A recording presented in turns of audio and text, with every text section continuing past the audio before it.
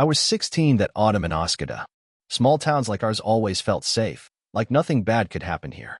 The biggest excitement was the homecoming game, or maybe the dance in the gym on Saturday night. But after Halloween of '69, nothing felt safe anymore. I didn't know Pammy or Patti all that well. They were a year younger than me, still with that soft, hopeful look in their eyes that hadn't yet been dulled by the weight of the world. I'd see them in the halls sometimes, books clutched to their chests, or sitting on the bleachers at lunch with their heads bent close, sharing secrets I'd never know.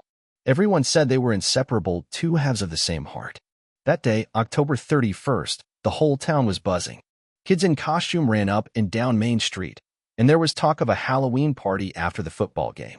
I remember how the air felt, crisp and a little sweet, the last of the autumn leaves skittering down River Road like they were trying to race the wind.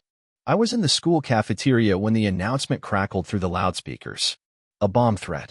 That sort of thing didn't happen in Oscoda. We all shuffled outside, half laughing, half nervous, not really believing anything would come of it. The teachers tried to keep order, but you could feel the energy, that jittery excitement that comes when something shakes up the routine. I remember seeing them then, Patti with her dark hair tucked behind her ears, Pammy with that wide-eyed look she always had, like she was taking in every detail. They were walking fast, their heads close together, like they had somewhere to be. I didn't think much of it at the time. Just two girls heading into town, probably talking about boys or the party that night. A man at the gas station later said he gave them a ride to the intersection at River Road and the highway. Said they were quiet, polite, thanked him before they got out. That was the last anyone ever saw of them. The first night, no one really panicked. Maybe they'd gotten caught up in the party. Maybe they'd snuck off to Flint or some other city. Teenage girls ran off all the time, didn't they? That's what people said, even if their voices were tight, even if their eyes darted to the empty chairs at the kitchen table.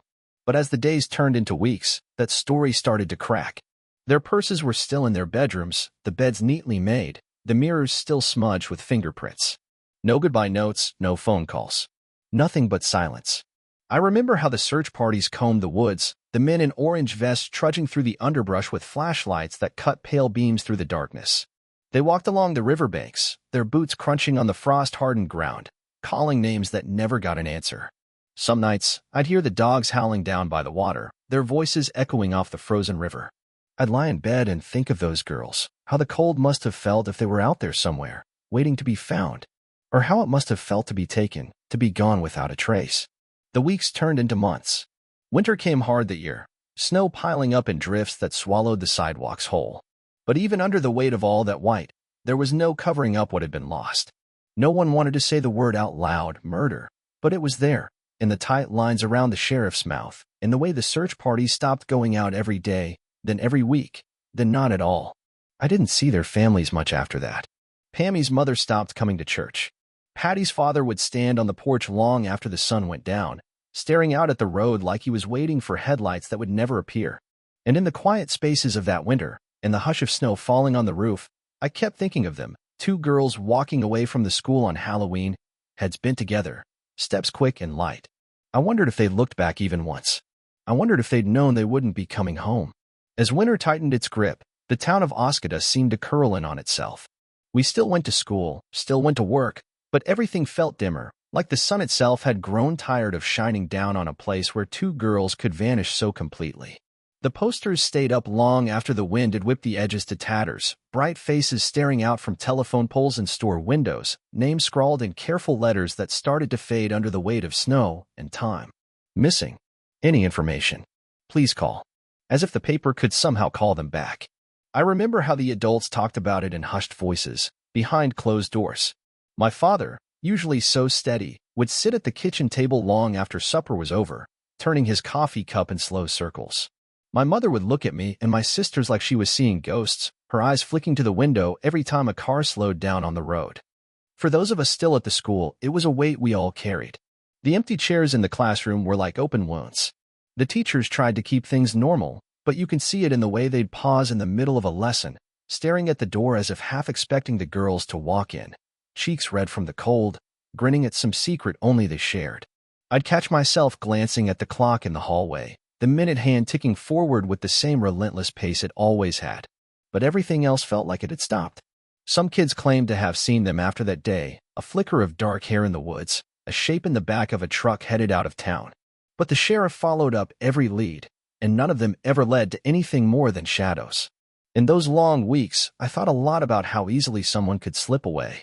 How you could walk down a street you'd walked 100 times before and never come back. I thought about the river, black and slow under the ice, and the way the forest pressed close around the town, the branches clattering like bones in the wind. I didn't know the girls well enough to say if they'd been scared, or if they'd laughed together that last afternoon, weaving plans for the party that night. But I like to think of them that way, together, heads bent close, sharing some last small joy before the dark closed in. The older kids, the ones who'd known Pammy and Patti best, carried it hardest. You could see it in their eyes, the way they'd go quiet when someone mentioned the names. Like they were holding on to the memory of the girls as they'd been, not as the missing posters showed them, frozen, perfect, gone. I started dreaming about them. Not nightmares, exactly, but half-formed images that would wake me up in the cold hours before dawn. The sound of footsteps in the snow. The flash of a red jacket in the dark. The whisper of voices just out of reach.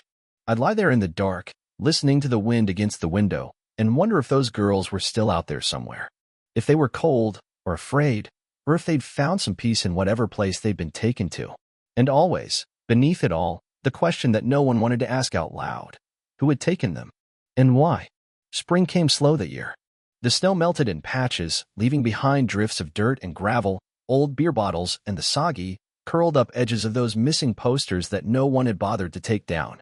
The river swelled with meltwater, thick and cold, pulling dead branches and broken ice along its slow current. Life went on in Oscoda. The hardware store put out garden tools again. Kids played in the dusty parking lot behind the school. But for the families of Pammy and Patti, nothing ever really went back to the way it was.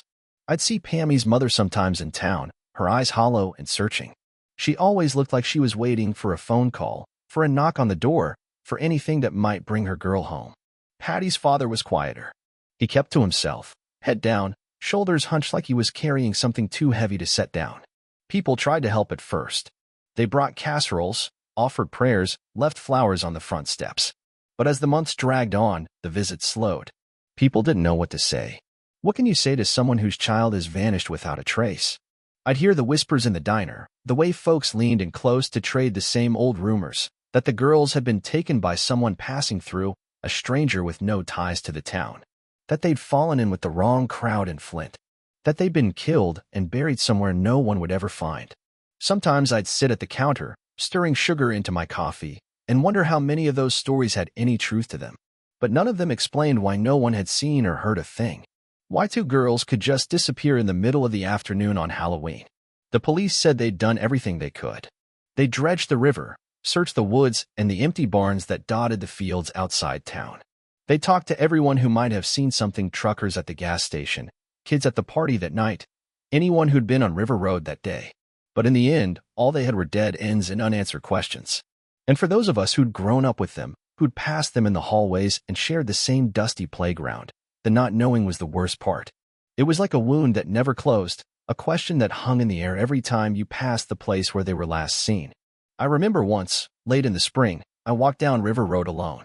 The trees were just starting to bud, and the air smelled like damp earth and new leaves. I stopped at the intersection where the gas station used to be, closed my eyes, and tried to picture them there, two girls on the cusp of something, laughing, shivering in the cold. But no matter how hard I tried, I could never see past that last moment. I couldn't see what came after. That's the thing about a mystery like this. It leaves spaces in your mind, gaps that your imagination tries to fill in, over and over, with possibilities that never feel real enough to settle the questions. I'd hear a car backfiring on a quiet night and wonder if that was the sound they heard last.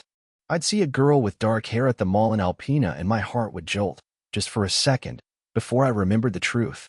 We all wanted to believe that someday they'd come back.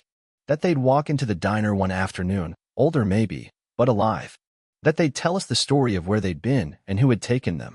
But as the months slipped by and the first anniversary came and went, hope turned into something else, a kind of quiet, painful resignation that no one wanted to name. And in that silence, I kept thinking about them. About how easy it is to slip away in a place like this. About the way the river keeps flowing, the way the woods keep growing, swallowing every trace of what's been lost. The years rolled on, but the memory of Pammy and Patti never really left. In a small town, ghosts don't fade, they settle in the spaces between things, in the pauses of conversation, in the quiet stretch of road at dusk. Even as we got older, moved away, or started families of our own, there was always that hollow place in Oscoda, a part of our lives we didn't quite know how to name. By the time I finished high school, the town had changed. New stores opened, others closed. The gas station where the girls were last seen turned into a bait shop for a few years, then sat empty again. Kids still talked about them sometimes, the older kids who remembered, the younger ones who'd only heard the whispers. It became part of the town story, passed down like a cautionary tale. I moved out for a while, chasing work and a life that didn't include the weight of that Halloween. But whenever I came home to visit my parents, I'd find myself driving down River Road, glancing at the places where the searchers had once gathered, at the spot near the highway where they were last seen. The landscape never changed much, the same scrub pines, the same winding road, but it felt different every time. Like the land itself remembered. My parents still lived in the same house, and sometimes in the evenings, I'd sit on the porch with my father, listening to the crickets in the dark. He'd never talk about it directly, but I knew he thought about it too. About how quickly life could turn. About how none of us really knew the people we passed in the street. Not completely. In 1985, there was a moment when it felt like maybe the story would finally have an ending. Some local boys claimed they'd heard a rumor that Pammy and Patti had been killed that night, their bodies buried out near the old barn where teenagers used to drink and dance. The police dug there for days, but the ground was just dirt and roots, no answers to be found. Another false hope, another question left hanging in the cold Michigan air. That's what it was, year after year, a cycle of rumors and dead ends. Each one a little fainter than the last, but never quite gone. I'd hear the names mentioned at church socials, at the grocery store, in the low, careful voices of people who didn't want to be overheard. Always the same hollow feeling afterward, like we'd opened a door that led nowhere. Sometimes, late at night, I'd dream of them. Pammy in her favorite sweater, Patti's hair pulled back with a barrette. In the dreams they were always walking away from me, down River Road, their heads bent together, footsteps lost in the hush of the pines. I'd call out, but they never turned around. It wasn't until I was older that I understood what haunted me most. It wasn't just the mystery of what had happened, it was the way they were frozen in time. 16 and 15 forever, their faces never aging, never changing. A story that stopped while the rest of us kept moving forward. The older I got, the more I realized that what was lost wasn't just two girls.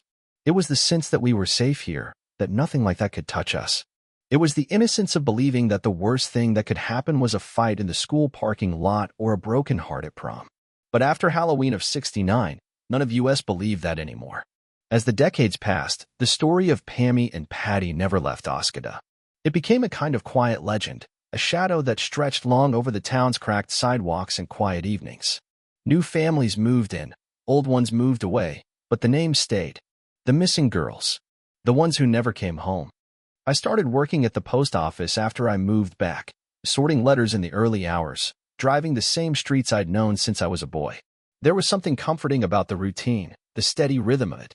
But even then, on the cold mornings when I drove down River Road, I'd catch myself glancing at the shoulder of the highway, at the turnoff near the old gas station, half expecting to see a flicker of movement, a shape in the fog that would be them at last.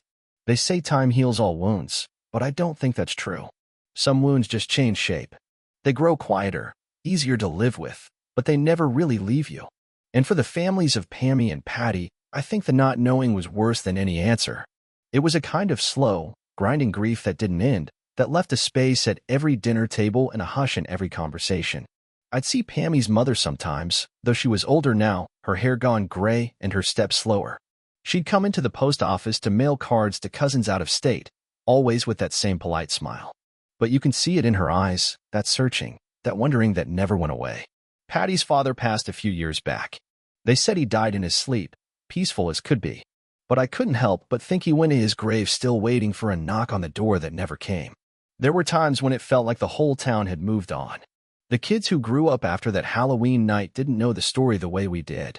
They'd hear the names in passing, or see the yellowed news clippings in the library archives, but it didn't sit in their bones the way it did for us. For them, it was history. For us, it was something that lived just under the surface, a memory that never fully went quiet. I used to wonder what the girls would be like now. If they'd have families of their own, if they'd have stayed here or gone somewhere else. If they'd have come back to visit their parents on Christmas, their arms full of gifts and laughter. But those were just pictures in my head, a life they never got to have. And beneath all of that, always, was the question, who did it? What kind of person could take two girls from a small town in the middle of the day and leave nothing behind but rumors and ghosts?